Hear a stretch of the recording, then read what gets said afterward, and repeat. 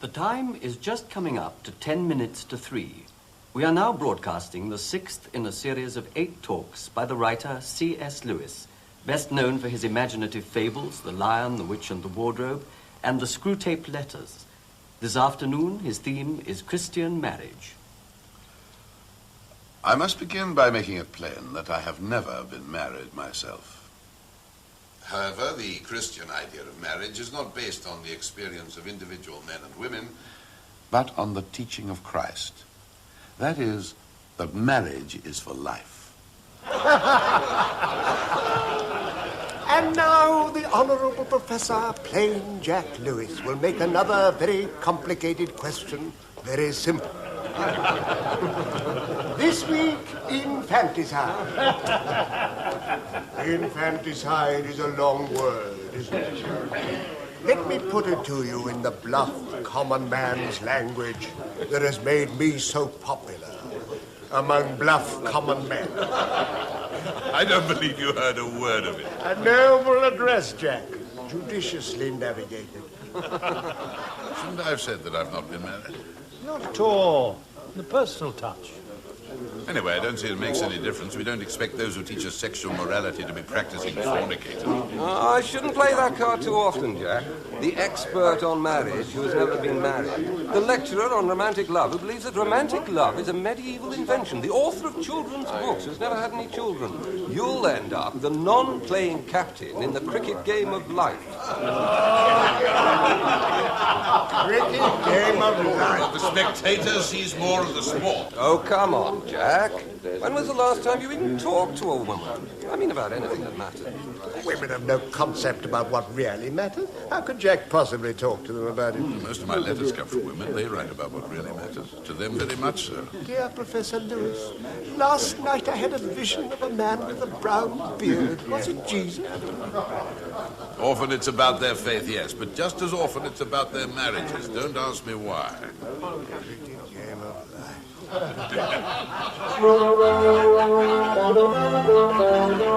Listen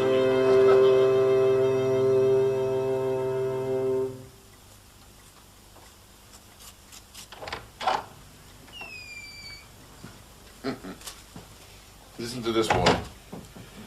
Dear Mr. Lewis, you have played a greater part in my life than you can ever know. My children adore your Narnia fantasies, especially my youngest boy. My husband is fascinated by your science fiction books. So who am I? So far, I have been, in the following order, a Jewish atheist, an award-winning poet, a card-carrying communist, a convert to Christianity, and mother of 2 boys. Must be American. Mrs. William L. Gresham, Pleasant Plains, Statberg, New York State.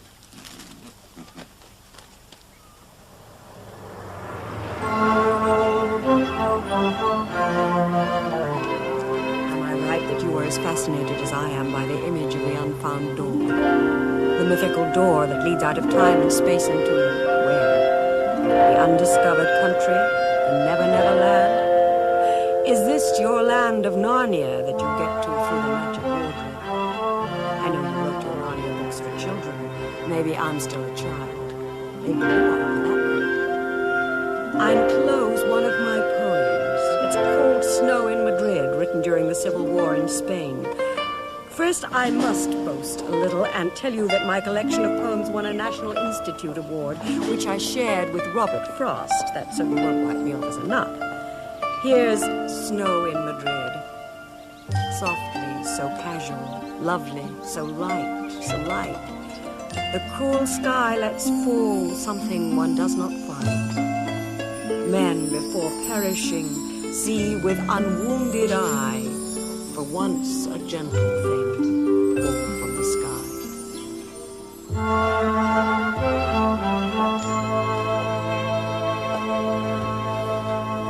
I propose to start this morning with a picture.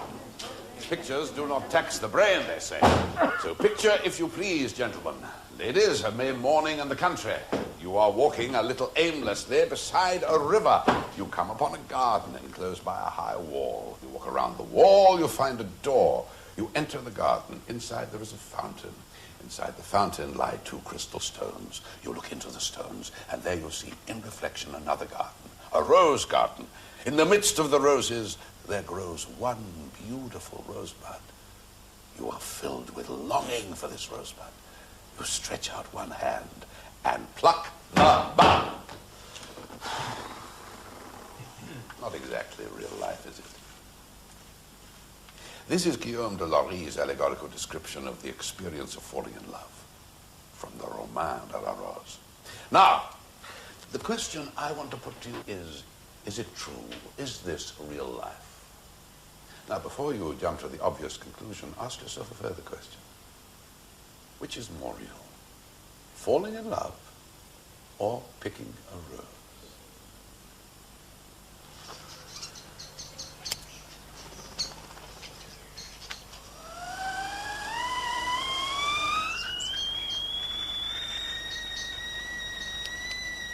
Oh, boy with dream.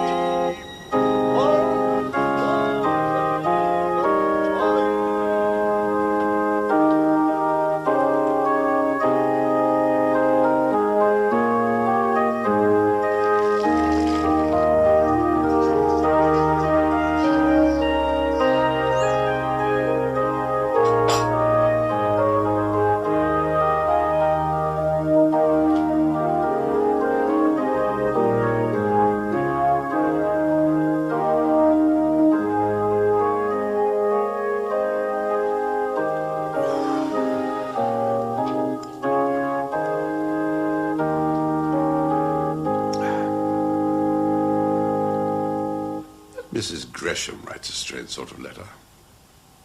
Who is Mrs. Gresham? The Jewish communist Christian American. Ah, yes. Pleasant Plains. She writes as if she knows me already. Price of fame. I don't mean she's presumptuous. I suppose she is. I mean, she seems to have seen through me. How can she have? I don't know. I suppose she's read my books.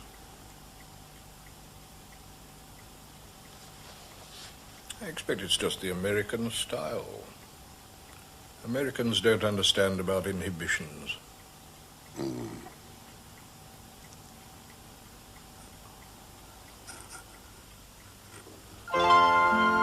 amused that you see me as the child. I believe I would rather be the child caught in the magic spell than the magician casting it.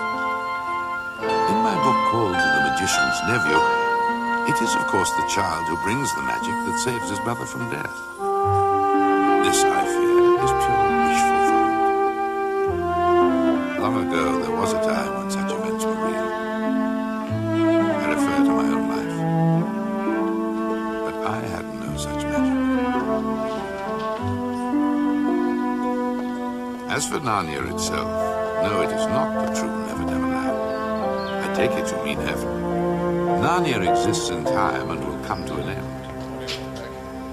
Like our real world by which we set such store, it is only a part of the Shadowlands.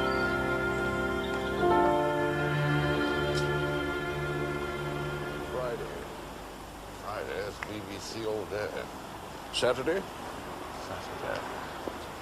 Annual Assembly of the Women's Literary Guild. Oh, yes.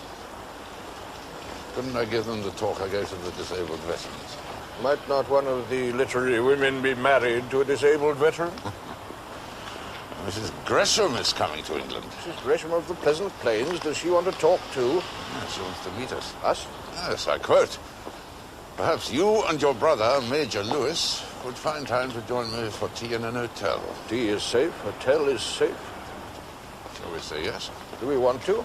You might be curious to see what she looks like. Voluminous fur coat, long pointed nose. Thin, nervy, shrill voice, Spectacles, thick brown rims, thick brown eyes. relentlessly understanding.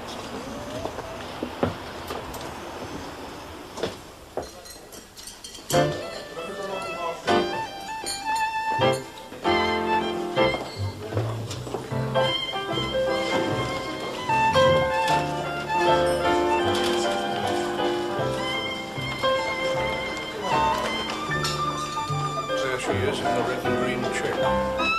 Too young. How old is she? 40, I don't know. What about fur coat? Didn't we say that she'd have a fur coat? God preserve us. Thank you, Lord. Aren't women peculiar?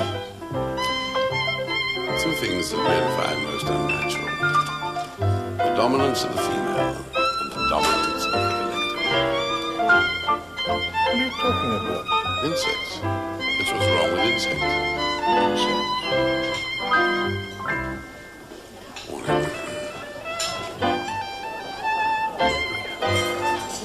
Mr. Lewis, I'm Joy Gresham. I remember announcing to my parents that I was an atheist at the age of 8. By high school, I had it all worked out. Men are only apes. Virtue is only custom. Life is only an electrochemical reaction. Mind is only a set of conditioned reflexes, and anyway, most people aren't rational like me. Love, art, and altruism are only sex. The universe is only matter. Matter is only energy. I've forgotten what I said energy was only. Portrait of a happy materialist, but somewhere deep inside there was this girl with dreaming eyes, furiously scribbling verses.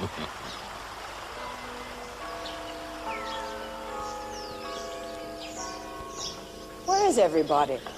Working, studying, bent over books. That's your story. I'm sorry. Well, I've been developing this theory about the English. Now, the big question about the English is, where are they all? Why are they so tired? You must have noticed they don't talk, they don't move. All day long, they're timid and lethargic. There's only one possible explanation. The English are nocturnal creatures. They do their living at night. Well, that's your explanation, is it? I believe that somewhere in England there's this terrific party going on all through the night with everyone yelling and stomping and having the best time. See what I mean? They're all slicking it off.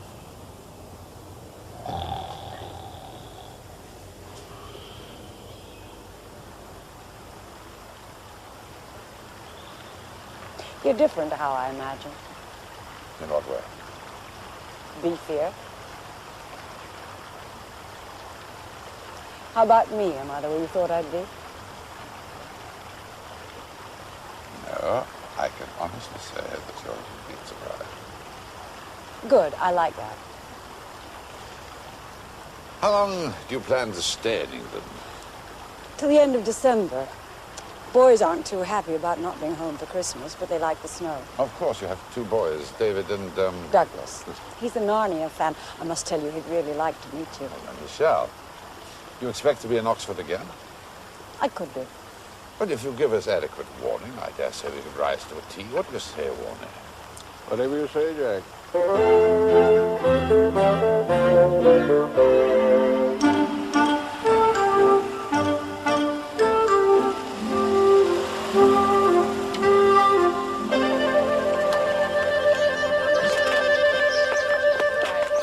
Mommy, is this the one? Yes, wait a minute, will you?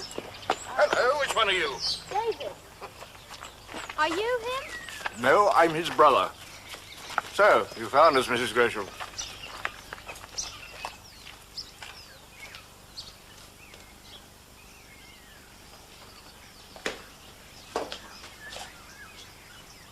Are you him? Yes, I suppose I am.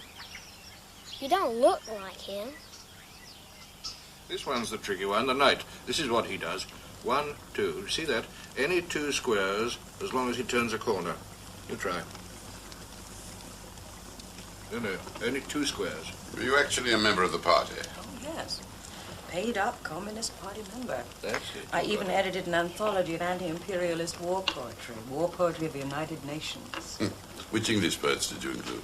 Couldn't find any English poets, not ones who had the right ideological line. So I invented 2. Megan Coombs Dawson and Hayden Weir. Hayden Weir.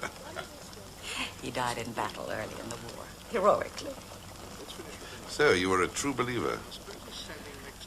I thought I was. I believed there had to be more. I just got the wrong more. All my life, I've known I had a home somewhere.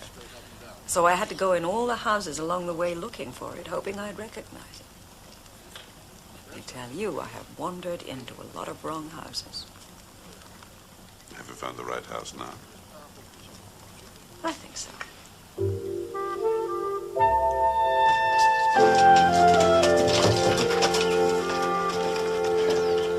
All my life, I've had a sense of... I never knew what to call it. Moments of longing that seemed to come from another world. I wandered into a few wrong houses of my own. For me, the great myths came from the north. Siegfried, twilight of the gods. The Christian myth never seemed to have the same power. You saw it as a myth? Why did there? The dying hero, the god who sacrifices himself for his people. What always stumped me was the sheer number of other dying god myths there were. I could never understand why our myth should happen to be the only one that was true. It didn't seem to be any more likely than the others. However you talk about gods can sound a little wacky. Quite so. My problem was to tell the one true wackiness from all the competing versions. So, how did you get unstumped? Well, one day I thought, maybe they're all true, all ways of telling the same story. What if there is just the one true myth that came to reality in Jesus Christ? And all the other myths merely echoes of it. A little blurred, a little confused. Like Chinese whispers. That sounds rather cerebral to me. Well, in a way, I did think myself to faith. But one of the uses of thought is knowing when thought isn't enough. Can you dive? Can I dive? I learned how to dive the same summer I learned I was a Christian. It's the easiest thing in the world. You don't have to do anything. All you have to do is stop doing something. You have to learn to stop trying to preserve yourself. Once you let yourself go, head first, without worrying where you're going to land or anything, it works. You're a diver.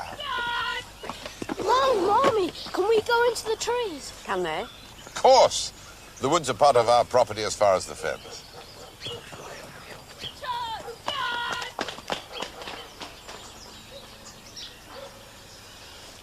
Where are you all spending Christmas? Maybe London. We've not decided. You'd be very welcome to join us here. The boys might like it. You don't want us rampaging all over your house. We shall survive. Christmas is more like Christmas with children, isn't it?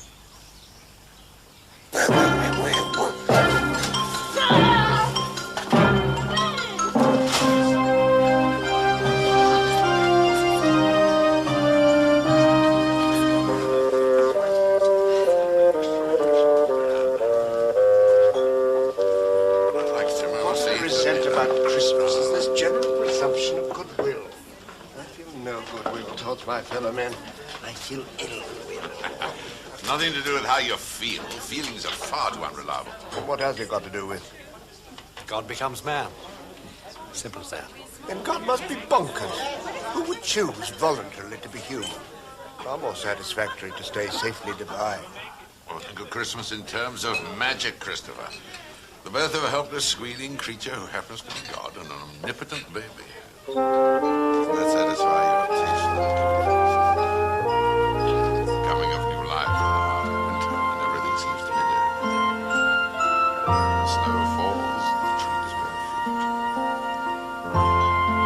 That's real magic.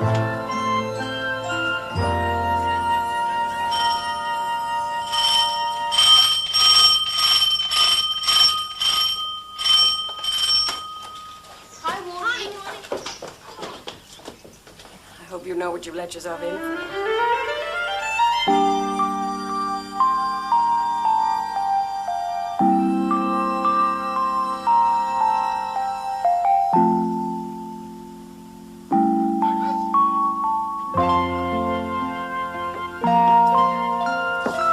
Douglas?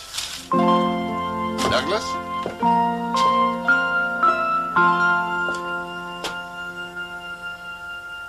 Will you be joining us for tea? Is this the house? No, not this one.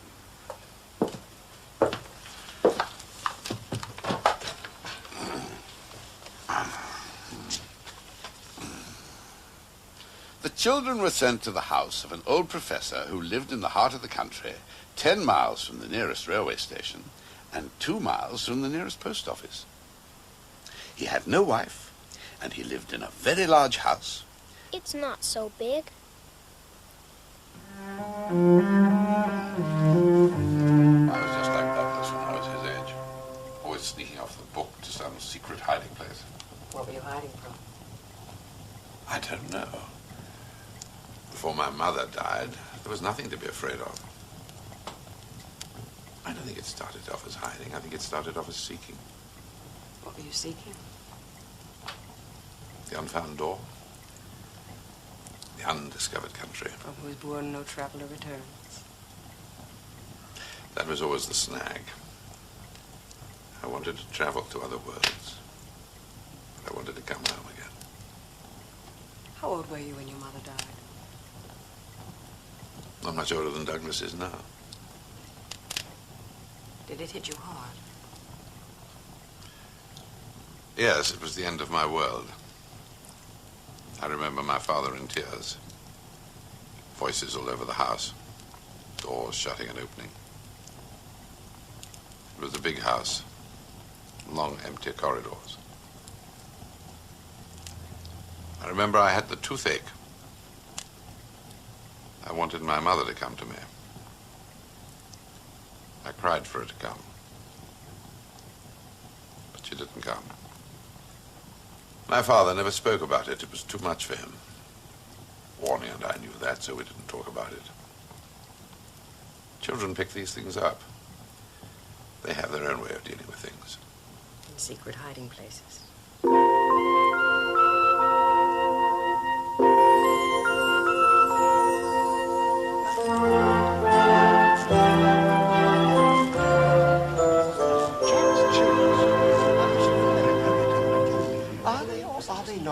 In translation. The Lion, the Witch, and the Clothes Closet. You must mind me, Jack. Success breeds envy, as ever. Well, I don't know what you call success. Most of my friends tend to treat my children's books. My wife knows better than I do when I've reached my limit. Dangerous creatures, wives. They know too much. I don't understand. Women's sixth sense.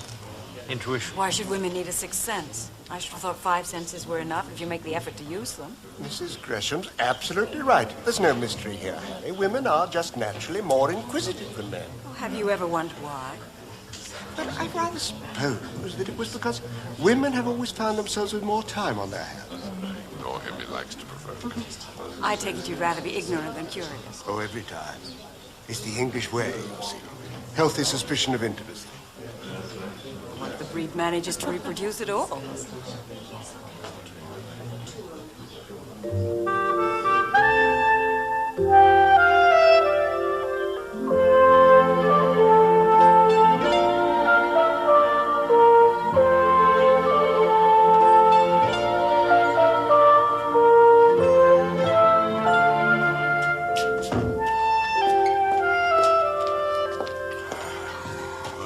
Christmas, all right. Boys will like it. Something wrong? Bad news? Not too good. If I were back home now and this were happening, I'd be writing to you for advice. Then write to me. Dear Mr. Lewis, my husband is in love with another woman and wants to marry her. Should I give him a divorce? Yours anxiously, middle-aged Christian mother. Have you been expecting this? Renee and I are in love and have been since about the middle of August. If it had not been for our love, I could not have come through this summer with as little anguish as I have, for things have been rough financially. Did you know? Not about Renee, she is not the first. Do you love your husband? Bill's very talented. He wants to do right by everyone. He's a good man at heart. I guess I love him. Bill is an alcoholic. He is compulsively unfaithful. He is sometimes violent. I guess I haven't loved him for years. Violent? He breaks chairs. Fires rifles in the air. Oh, not at anyone, just to let off steam. Only when he is drunk, he doesn't know what he's doing. Once he broke a bottle over Douglas's head. He did what? Not so good, right?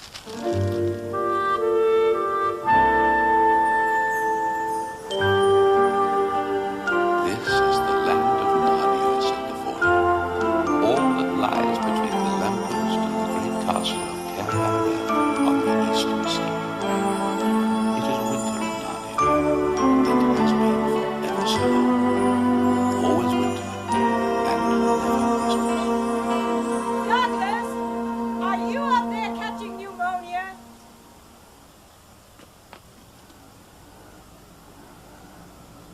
Lasted perhaps 30 seconds. But it changed everything for me. I've been turning into a different person ever since. What happened? We were living in Westchester. Bill was working in New York. One day Bill called from his office. He said he was losing control of his mind. He wasn't coming home. Bang, put down the phone. That was it. I had 2 small babies. I was all alone. I had no idea what to do. I put the babies to bed and I waited. He didn't come.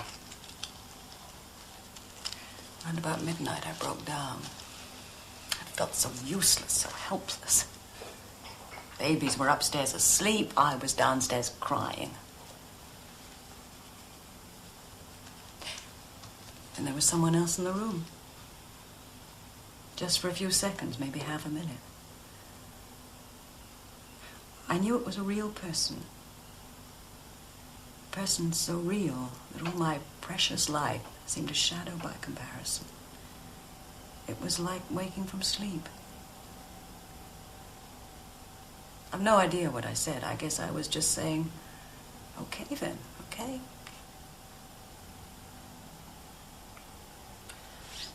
He came back 3 days later. Did you tell him? Hi, Bill. What do you know? God exists. Yes, I told him. I'll say this for Bill. He has an open mind, only he can't keep any one thing in it for long. Oh, thank you, Warnie. So, you're going back to him. What else can I do?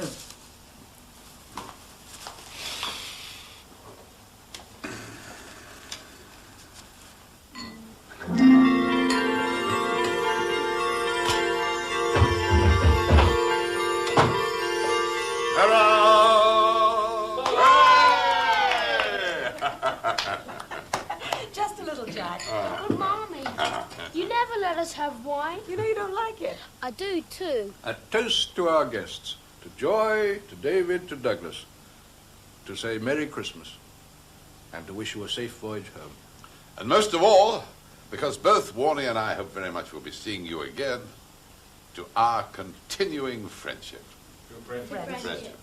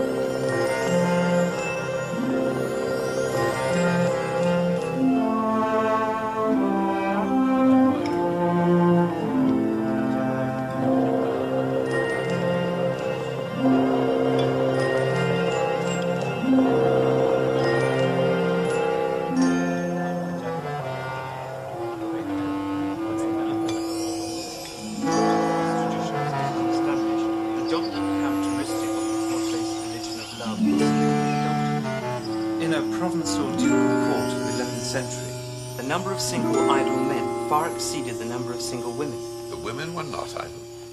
You are about to point out, I deduce, that this surplus of idle males drove them willy-nilly into mass adultery.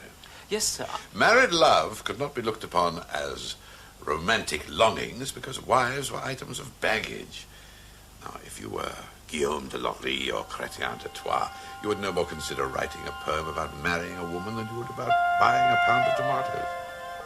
Nowadays, of course, poems about wives just demonstratively alongside poems about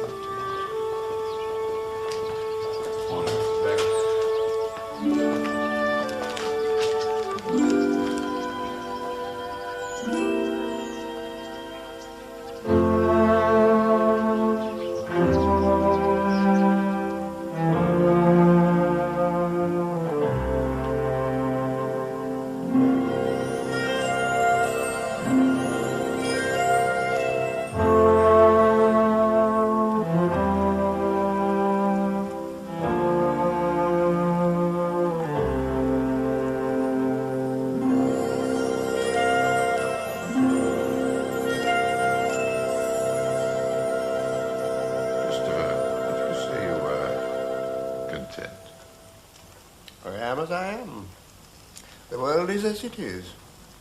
My contentment or otherwise has very little to do with it. You don't ever feel a sense of waste? Of course. All life is waste. Remember, I don't have your faith in divine recycling.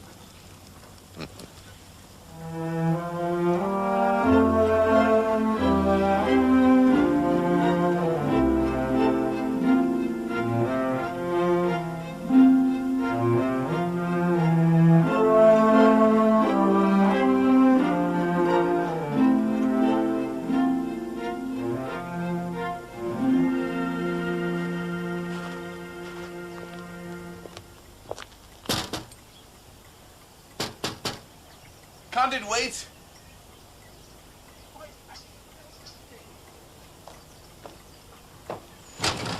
What? I said if it can wait, why am I banging on your windy?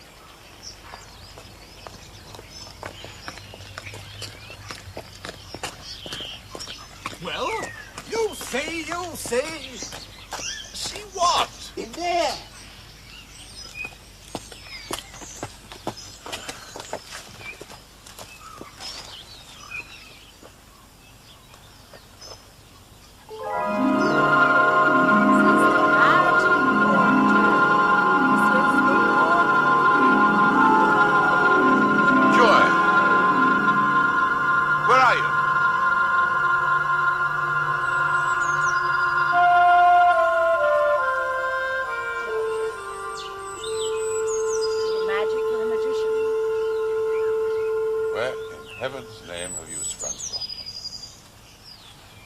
Nice to see you again, George.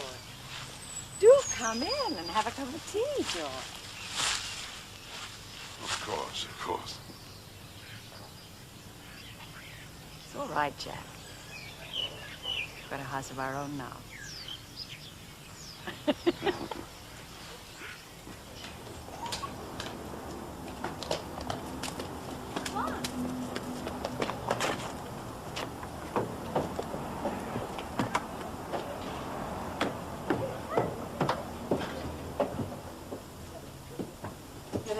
Would you take that back into the kitchen?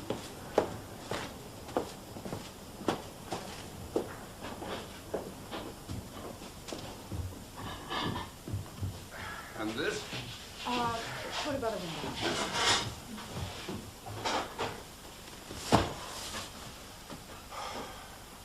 How does Bill feel about your bringing the boys to England? He doesn't like it. On the other hand, he can only afford to give us $60 a month. England's cheaper. How much is that? Doesn't sound enough. We'll manage.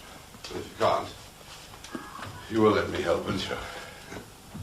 I don't want to take your money, Jack. Don't be silly, that's what friends are for.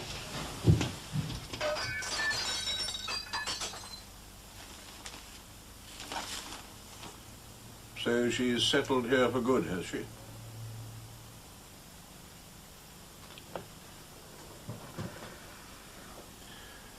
Who knows? For the foreseeable future. You know how it looks, don't you, Jack? I know. She's a good friend, Warner, that's all.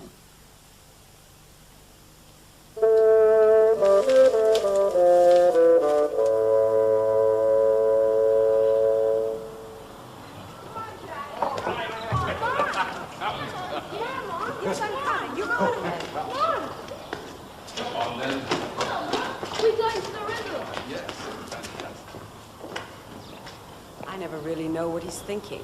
I catch glimpses, that's all. Perhaps he doesn't know himself. He has such a sharp, clear mind. I suppose I expect him to have everything taped, even himself. You like him, don't you? Yes, I like him. Do you think he likes me? I'm quite sure he does. But? I don't have to tell you. Tell me. Jack plays safe. He always has. Thank you, Warnie. Message received.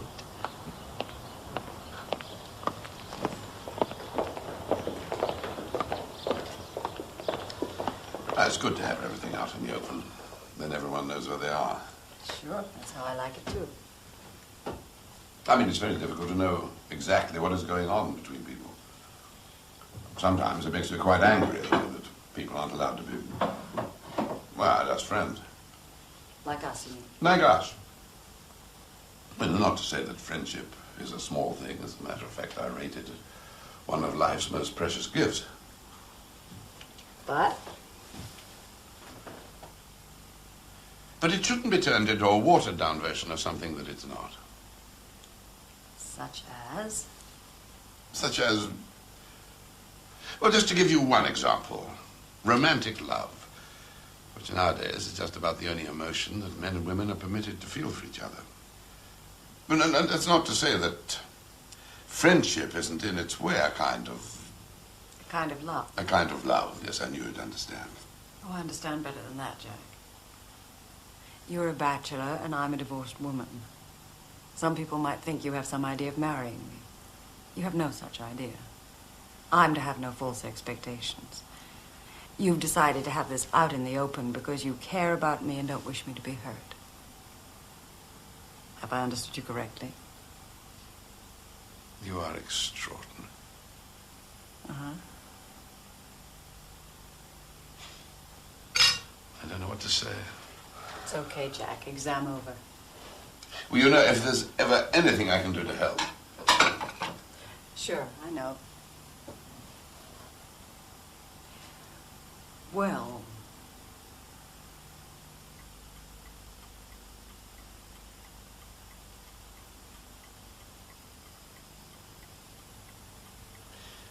Did I tell you, Warner? I've decided to marry Joy. No, Jack. Yes, it seemed like a good idea. You astound me. No, I mean... Don't worry, Warner. Nothing's going to change. I'm not really going to marry Joy. You're not? The rumors are unfounded. They are. What I have agreed to do is to extend my British citizenship to her and the boys so that she can go on living in England. By marrying her? Only technically. You're marrying Joy technically? A true marriage is a declaration before God, not before some government official. This will be a bureaucratic formality, nothing more. Joy will keep her own name. We will all go on living exactly as before. No one will even know that a marriage has taken place, apart from you, Somerset House, and the Department of Immigration.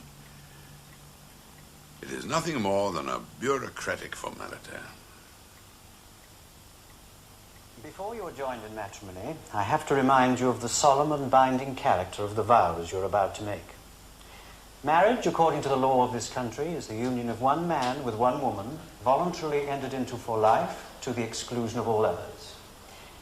Now we proceed to the exchange of vows. Mr. Lewis, if you'll repeat after me. I call upon these persons here present. I call upon these persons here present. To witness that I, Clive Staples Lewis. To witness that I, Clive Staples Lewis. Do take thee, Helen Joy Davidman. Do take the Helen Joy Davidman. To be my lawful wedded wife. To be my lawful wedded wife. Do we have a ring? No ring. Very well, the ring is not statutory.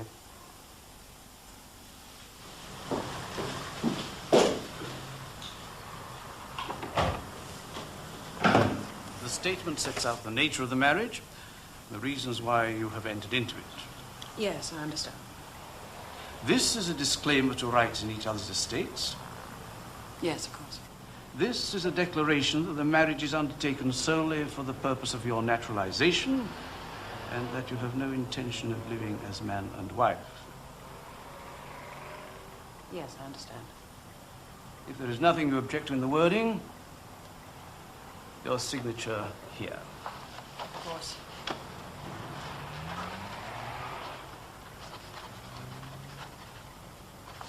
Good. This must be an unusual kind of document for you. I don't believe I've ever drawn up such a statement before. What's to be done with it? It will be kept here. Mr. Lewis's instructions are very clear on this point, Mrs. Gresham.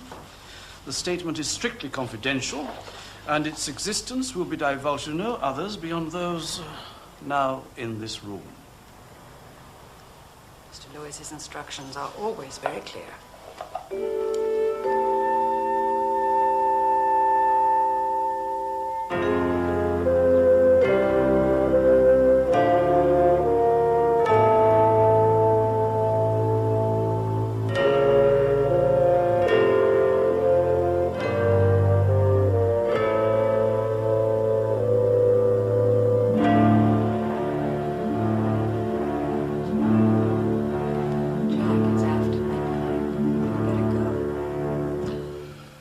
Quite right. Past my bedtime. What will the neighbors think? The worst, I've no doubt. Don't you sometimes press to share the joke? What joke? All the neighbors thinking we're unmarried and up to all sorts of wickedness, where all the time we're married and up to nothing. Technically married.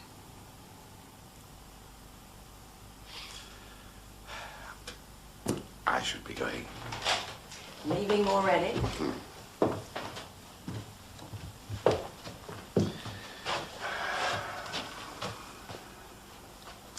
You're a good friend, Joy. So are you, Jack? Jack, you've given me so much. You've got to let me give you something back. You know me, Joy? I guess I do.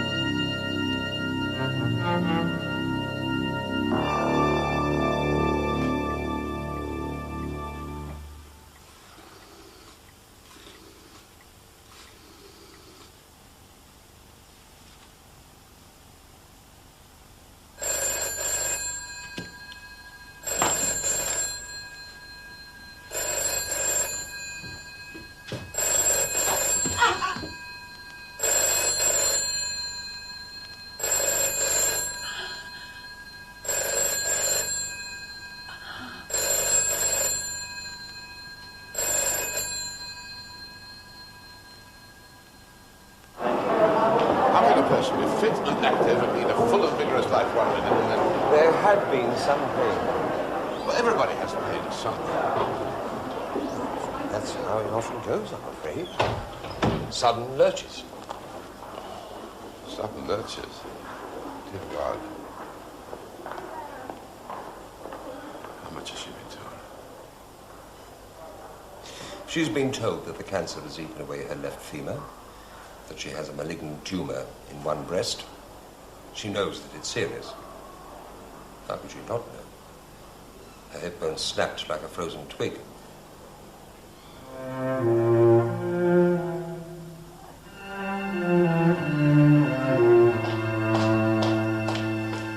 Nobody seems to know what's going on.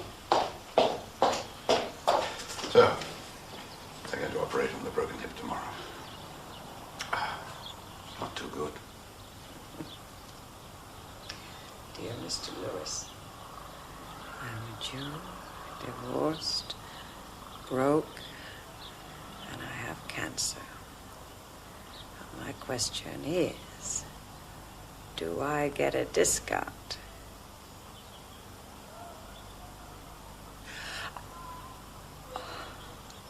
How's the pain? Kind of pushy. Well, don't talk if it hurts. Can you do that later, please, nurse?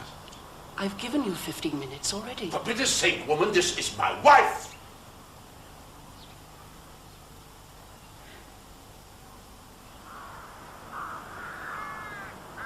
She wasn't the guilty party in the divorce. Her husband committed adultery with another woman, with several other women. He was violent. He hit the children. It doesn't make any difference who was the guilty party. You know that as well as I do. Harry, she's dying. I'd marry her this lunchtime if it was up to me. Look, a number of things have come clear to me in the past few days, Harry. This is not a sudden whim. You know how seriously I take the sacrament of Christian marriage. As it happens, Joy and I are already married in law. To me, that means nothing. I want to marry her before God. I really am sorry, Jack. I just can't do it. The bishop would never give his consent. I'm going to marry her, Harry.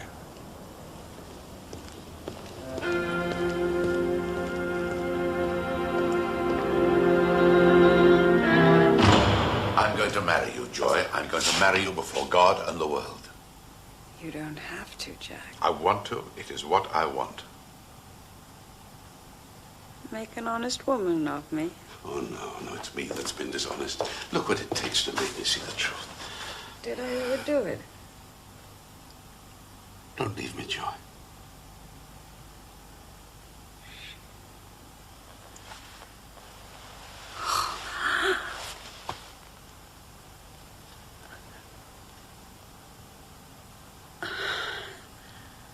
Jack, about marrying.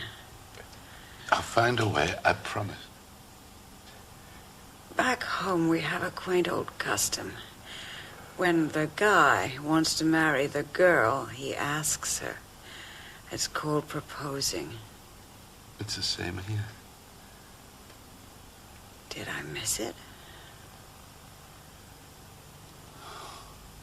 Oh, Joy. Will you marry this foolish, frightened old man who needs you more than he can bear to say, and who loves you even though he hardly knows how? Okay. Just this once.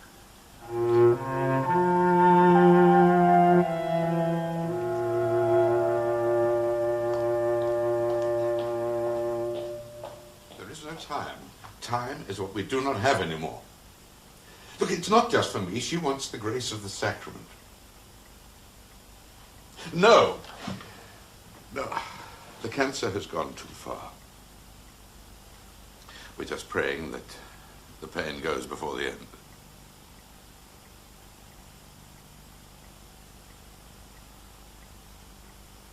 Bless you, John. Bless you. Bless you.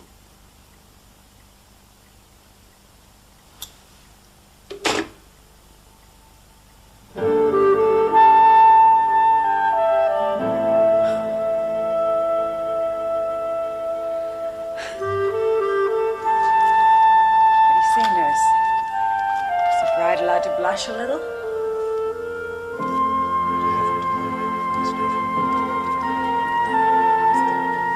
For better, for worse. For better, for worse. For richer, for poorer. For richer, for poorer. In sickness and in health. In sickness and in health. To love, cherish, and obey. Cherish and obey. Till death us do part. Till death us do part.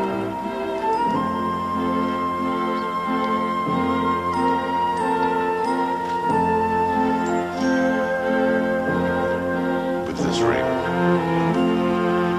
wed. With my body, I thee worship. With all my worldly goods I thee endow. In the name of the Father, and of the Son, and of the Holy Ghost. Amen. Those whom God hath joined together, let no man put asunder.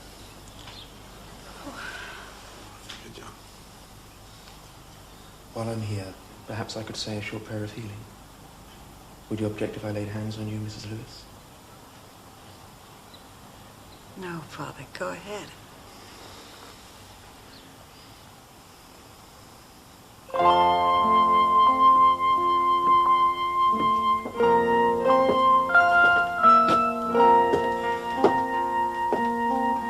I knew you'd be here. What's the book?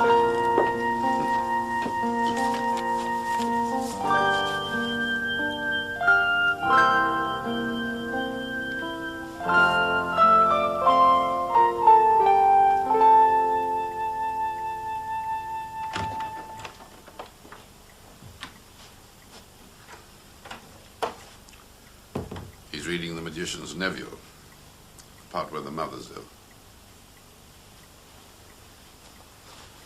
I didn't know what to say. Suddenly it flashed upon his mind that there really were other worlds. There might be a fruit in some other world that would really cure his mother. It just might be true. So many odd things had happened already. There must be other worlds you could get to through every pool in the wood. He could hunt through them all, and then... Mother well again.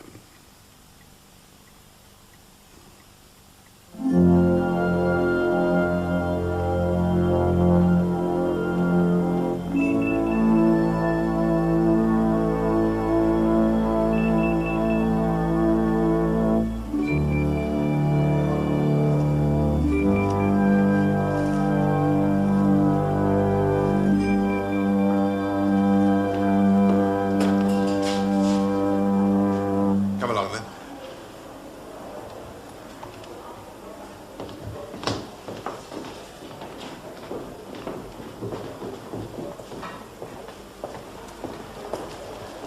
Now, the illness makes her very tired. Don't let her talk too much.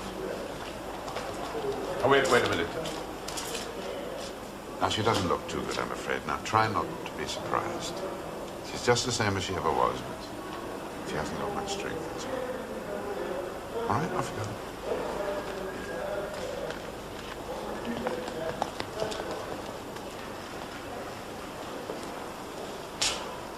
They're almost exactly the age that you and I were. Don't think about it. I never knew what I was supposed to say. What do you say when your mother's dying?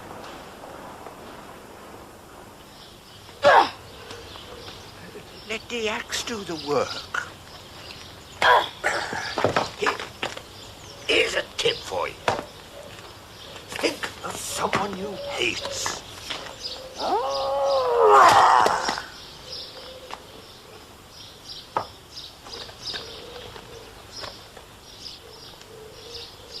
Yeah.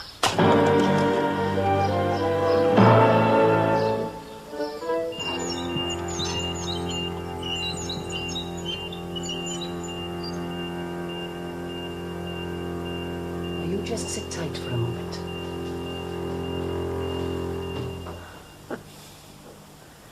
I tell you, there's nothing like dying to make you realize you're not in charge. Yes, there is. Loving someone does that too.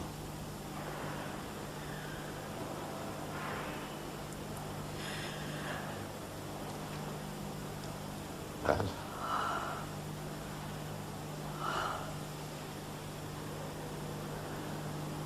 I can live with it.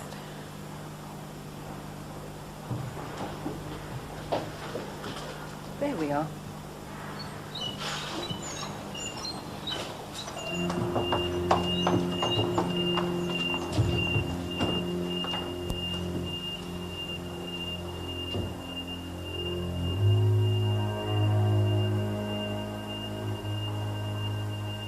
It is better, isn't it? It is an improvement. No, it's not an improvement.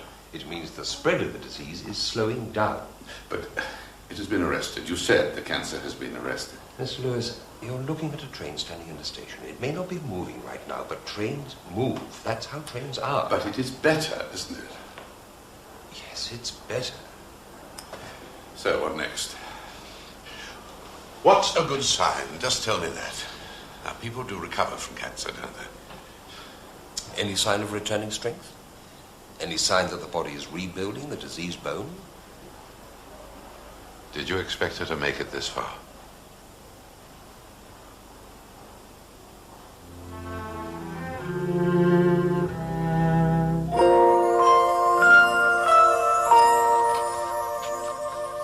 Diggory took the apple of life out of his pocket. You will eat it, won't you, please? He said to his mother.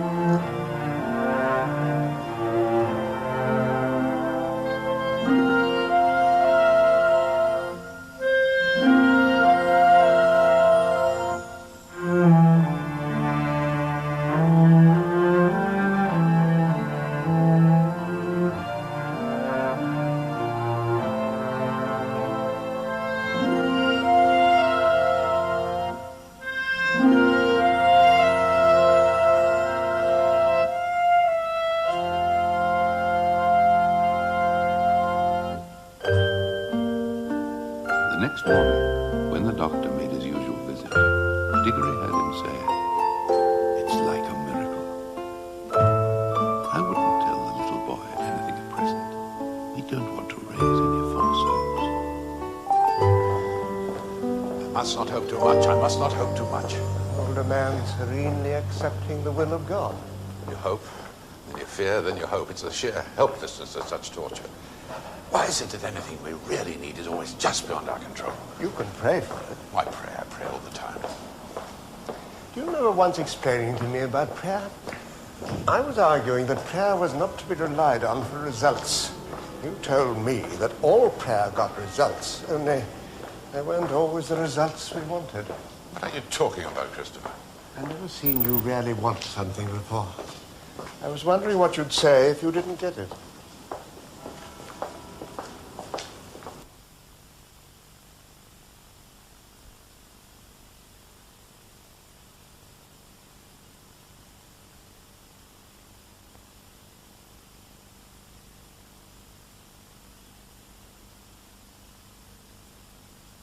I can't tell you how long it will last. It could be weeks, it could be years.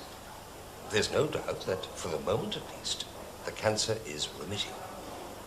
For such an advanced case, that in itself is remarkable. So long as the remission continues, I see no need to keep your wife in hospital. Right.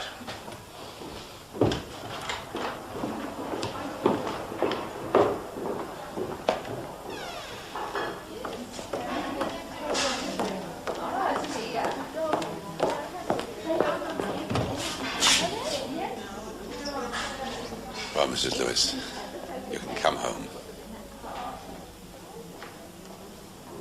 Okay.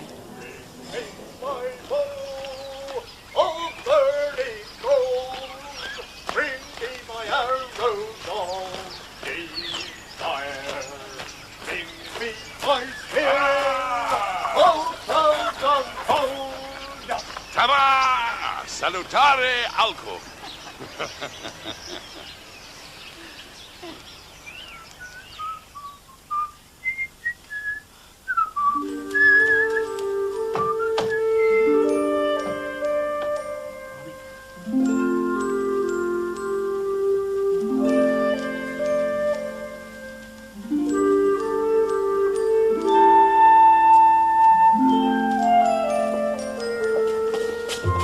I don't know why. I don't like to think of it as a miracle.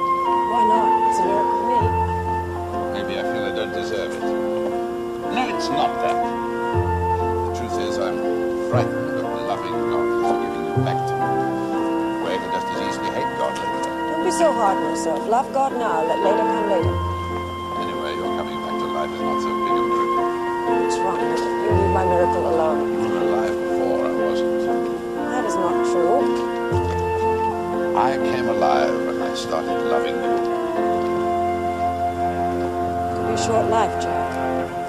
It's a life.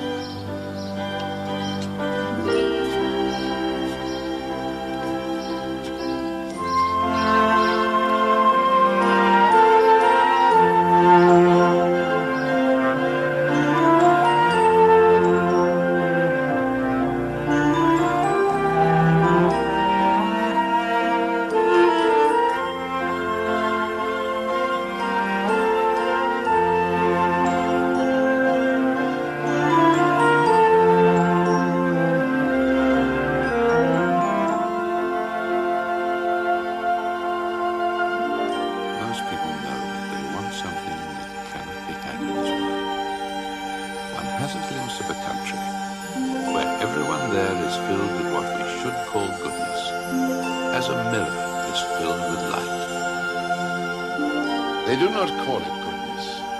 They do not call it anything. They are too busy looking at the source from which it comes.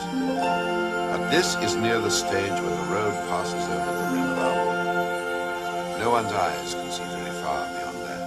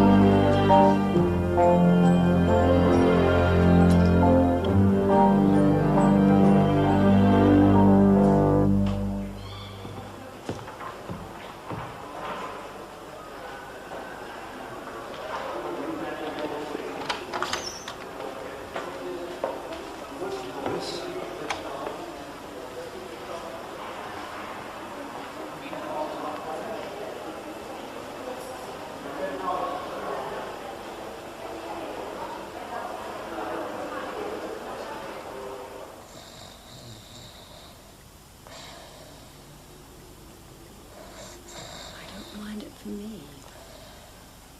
Mind it for you.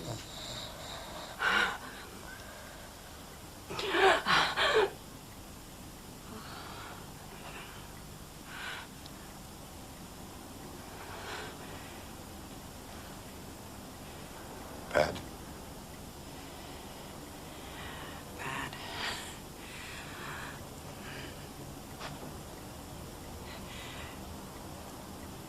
Shall I call the hospital?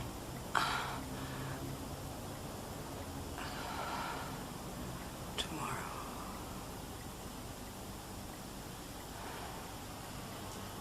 Jack, is it worth it? As long as we have each other. And afterwards? I may need a bit of help.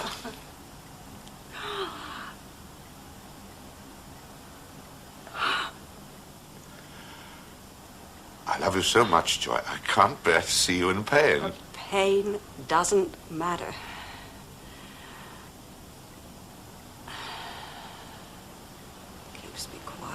was always such a noisy one.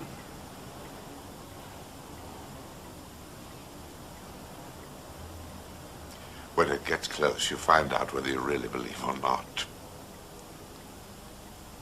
This is just shadows. That's what you always say. Real life hasn't begun. Just better.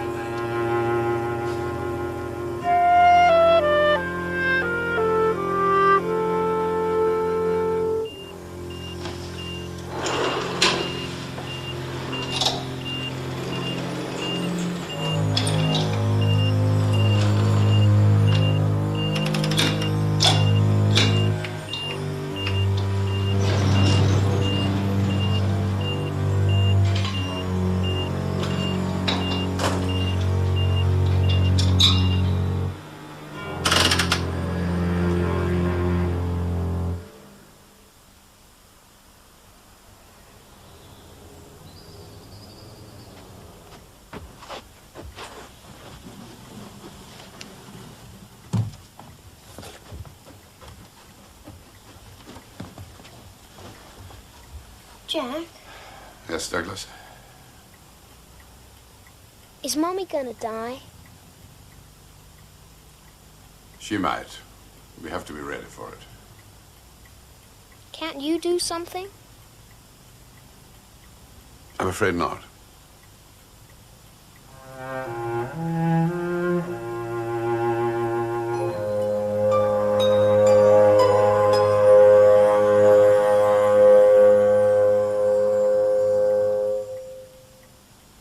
You know how frightened everyone is of dying.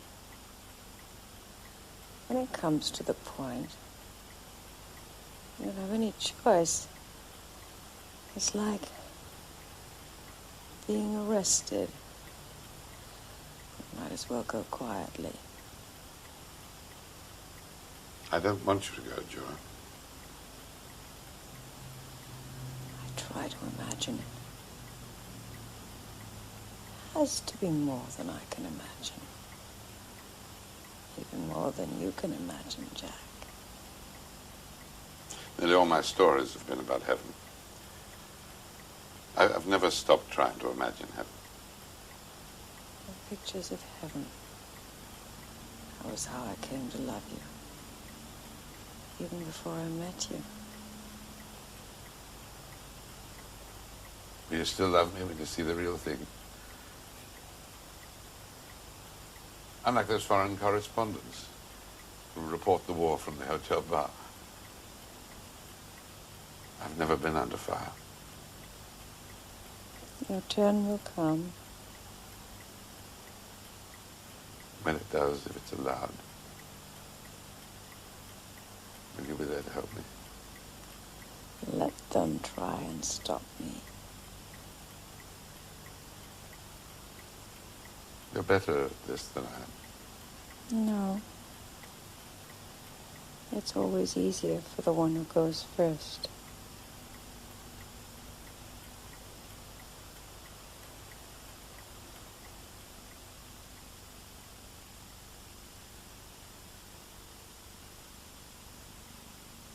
Not much more to say. I've always been bad with feelings. Talking about feelings, you know that.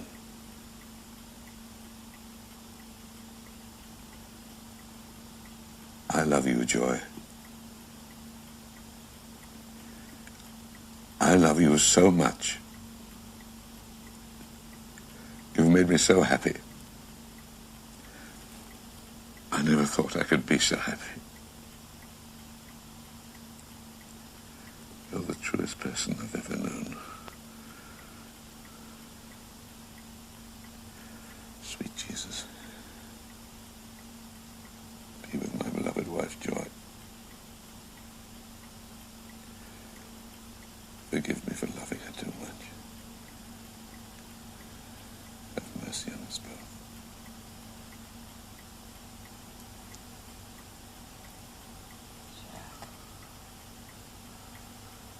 Go to bed.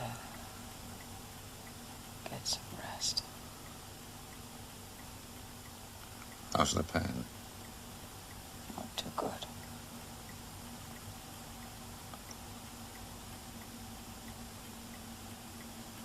Only shadows, Joy.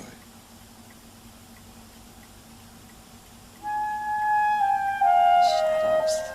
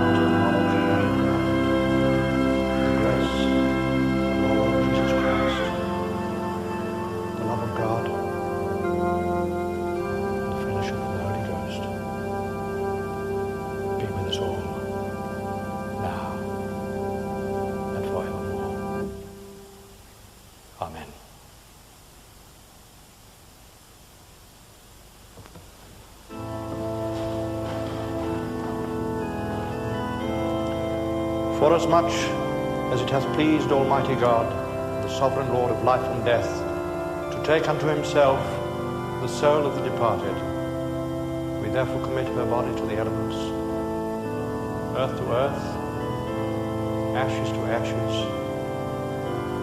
dust to dust.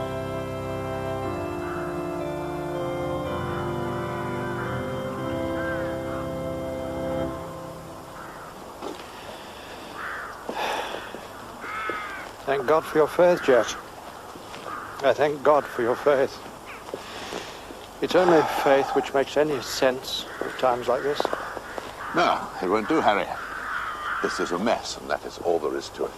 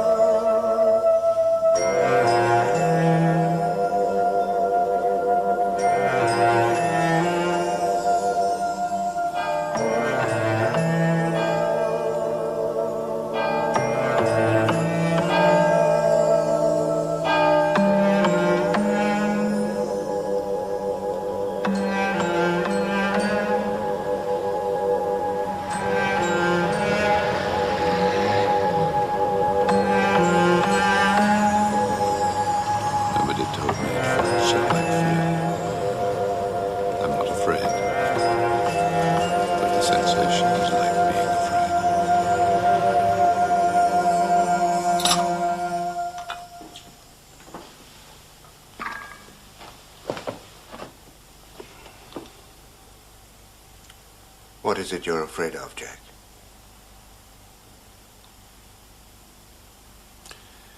I'm afraid of never seeing her again. I'm afraid of my own grief. I'm afraid of thinking that suffering is just suffering after all. No cause, no purpose. No pattern. No sense. Just pain and a world of pain.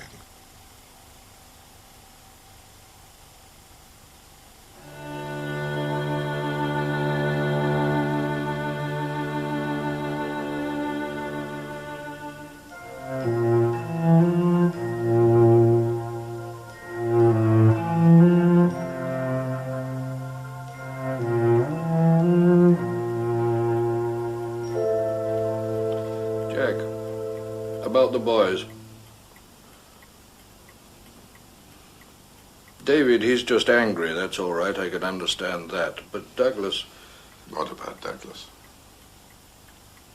Jack, your grief is your own business. You feel life is a mess. Perhaps it is for you. But the boy's only 8. Talk to him. I don't know what to say. Just talk to him.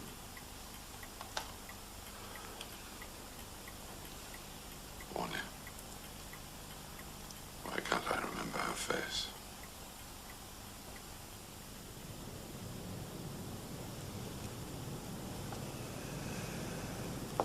Oh, I still believe in God. That's not the problem. Well, sort of a God. A loving God. He wasn't very loving to Joy. We don't know what's best for us, Jack. We're not the creator. We're the creatures. Creatures. Harry, I'm thinking the most terrible thoughts. What if we're like rats in a laboratory, part of some cosmic experiment? For our own good, of course. God, the vivisectionist. That's your grief talking, Jack. What was talking before? My complacency. All we can do is to hold on to our faith. Faith in what? I turn to God now that I really need him, and what do I find? A door slammed in my face. The sound of bolting and double bolting. After that silence.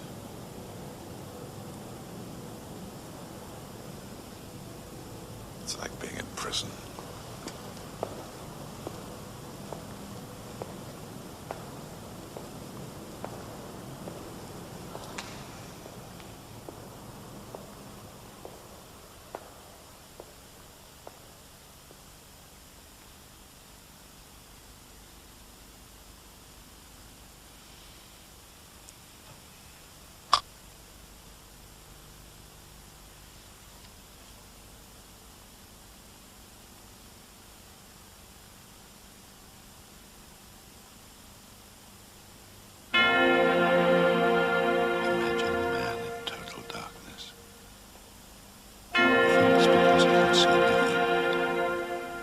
In a dungeon. In the middle of that darkness, he hears a sound. The sound is brief, and comes from far away. Perhaps the sound of waves, or of wind in the trees. And for the time, he senses that he is not in a dungeon, but in the open air. Nothing in his situation has changed. He still waits in darkness. Only now he knows the unseen world is greater than anything he can imagine. It was then that I remembered her. A true, certain memory. It came in the same moment that I sensed the door was neither shut nor bolted. Was it ever shut? Was it bolted on the inside by my own desperate need? They say that a drowning swimmer can't be saved if he is too fearful, because he grabs and clutches his rescuers too tight.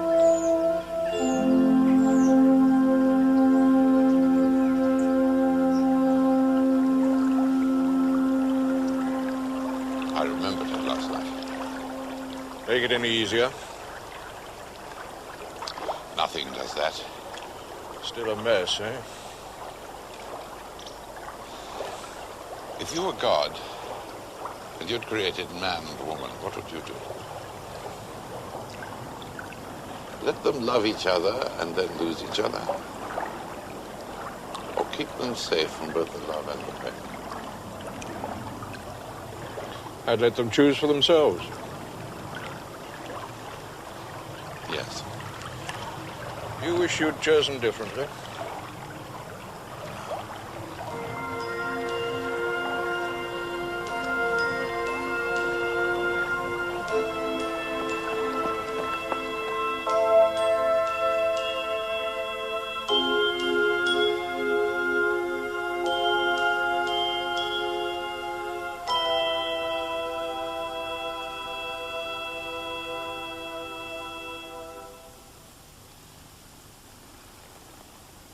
I loved your mother very much.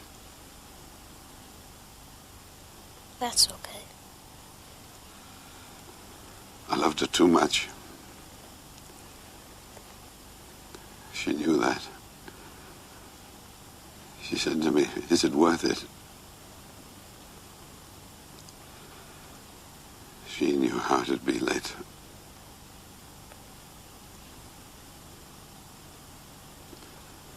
Doesn't seem fair, does it?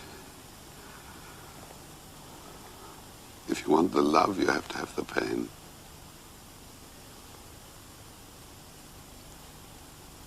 I don't see why she had to get sick. Nor me.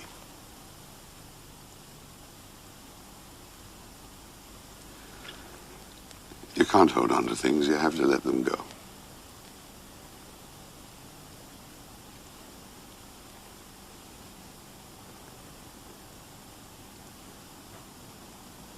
Jack? Yeah. Do you believe in heaven? Yes, I believe in heaven. Real life hasn't begun yet. All this is just shadows.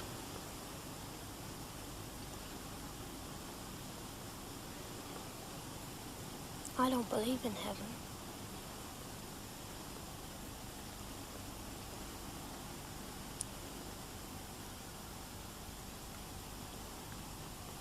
I sure would like to see her again.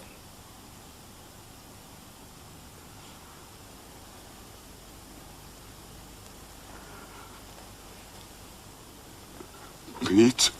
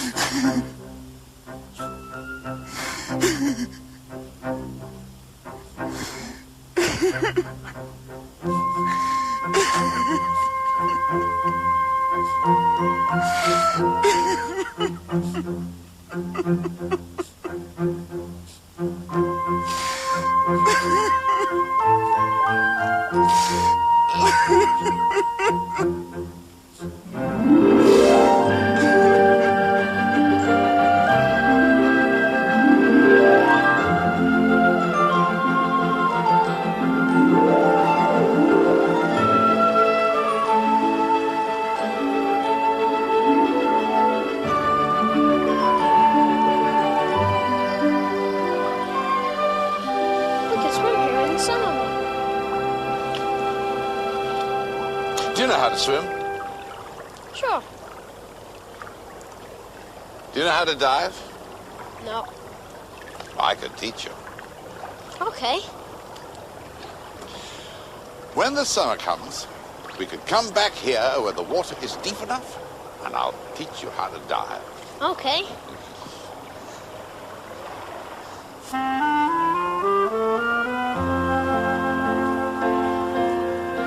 It's all right.